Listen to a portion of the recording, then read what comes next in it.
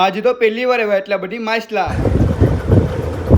મિત્રો નમસ્તે, કેમ છો બધા? રાત્રે 3 વાગે ઉઠી ગયો છું ફિશિંગ જવા માટે. ફાઇનલી પછી હું આવ્યો અમારી ઓળીએ ને અહીંયા આવીને બે દિન પેલા વાયર ફિટ કર્યા. ફાઇનલી આપણે આવી ગયા છે દરિયામાં. હવે આપણે નાખવાના છે ઝાડુને પાણીમાં. ઝાડુ નાખવાની તૈયારી હતી ને મશીને દાંડિયા કર્યા.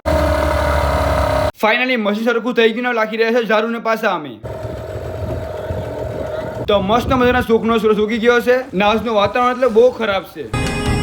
કાળી વાદળડી તું ને વીન વેરે બે ઘડીક નાચી. તો હાલો હવે ઝાડુ ઉપાડીએ. ફાઇનલી ઝાડુ ઉપડી ગયા છે ને માઇસલાના ભૂકે ભૂકા કાઢી નાખ્યા.